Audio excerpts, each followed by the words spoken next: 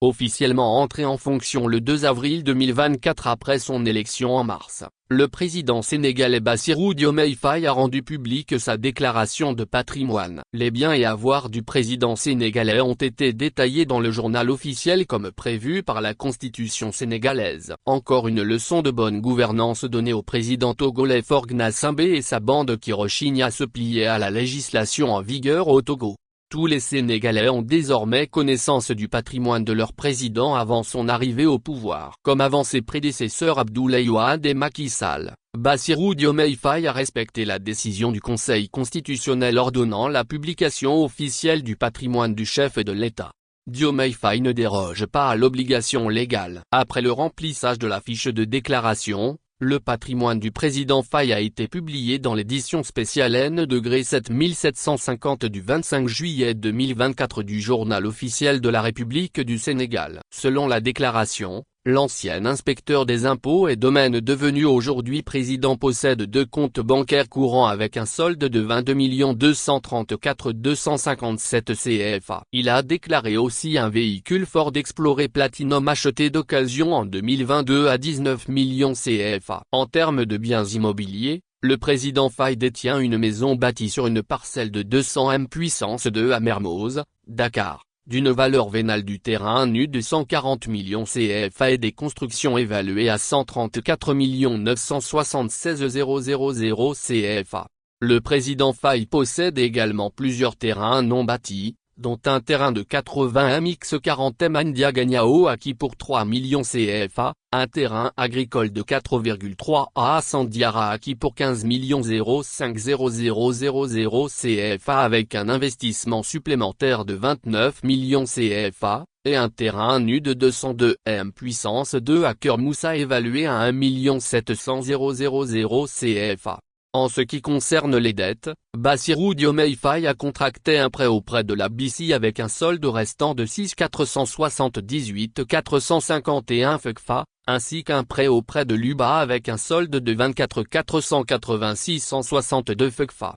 Au Sénégal, la déclaration du patrimoine est une obligation légale inscrite dans la Constitution depuis 2001. Depuis, les présidents successifs Abdoulaye Wade, 2000-2012, Macky Sall, 2012-2024, et Bassirou Diomaye Faye n'ont pas dérogé à la règle. Un bon exemple de transparence pour leurs concitoyens appelés à des fonctions étatiques. À l'image du Sénégal, le Togo aussi a fait de la déclaration des biens une obligation depuis quelques années. Mais les assujettis, à commencer par le premier magistrat du pays, Faure Gnassingbé ne semblent pas très motivés à dévoiler leur patrimoine. La législation foulée aux pieds au Togo. Depuis 2019. L'Assemblée nationale a adopté le projet de loi fixant les conditions de déclaration des biens et avoirs des représentants des pouvoirs exécutifs, législatifs et judiciaires, les membres des institutions de la République et des autorités administratives indépendantes, les élus locaux, les autorités politiques, militaires ainsi que tous les fonctionnaires impliqués dans la gestion des deniers publics et exposés à des risques de corruption et d'infractions assimilées. En effet, depuis plusieurs années, la corruption est devenue endémique au Togo. Du petit employé de bureau aux fonctionnaires, les agents de l'État font de cette pratique leur sport favori. La justice, l'administration et la police sont souvent pointés du doigt dans les rapports internationaux. Mises sous pression par les partenaires en développement, les autorités togolaises se sont lancées dans un vaste chantier de réforme et de législation. C'est ainsi qu'une loi a été votée en 2019. Cette loi sera modifiée en 2021. Mais à ce jour, seul le médiateur de la République et le président de la Haute Autorité de prévention et de lutte contre la corruption et les infractions assimilées, APLUSIA, ont officiellement déclaré leurs biens et avoirs. Le chef de l'État, Faure Gnassingbé au pouvoir depuis 2005 qui devrait donner l'exemple, fait la sourde oreille aux interpellations du médiateur de la République, habilité à recueillir les déclarations. Dès le 1er mars, nous commençons avec le gouvernement, avait déclaré médiateur de la République,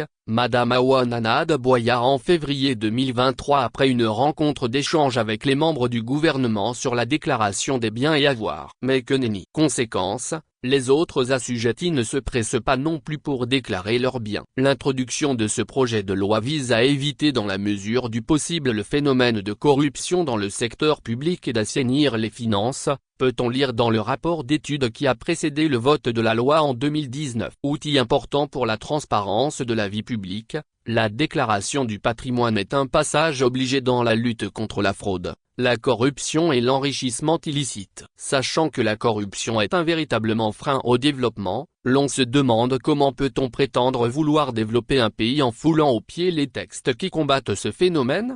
En réalité, l'obligation de déclaration de biens et avoirs de tous les hauts fonctionnaires et agents publics a déjà été instituée dans la Constitution du 14 octobre 1992. De fait, l'adoption d'une nouvelle loi n'était donc pas une nécessité. Et visiblement, la loi adoptée en 2019 et modifiée en 2021 semble donc plus une diversion qu'une réelle volonté de lutter contre la corruption dans le pays. La preuve, elle n'est pas respectée. Pendant ce temps, la corruption qui s'est même amplifiée ces dernières années continue de miner la vie socio-économique du pays. Dans le dernier classement de Transparency International datant de février 2024, le Togo est logé dans la catégorie des pays fortement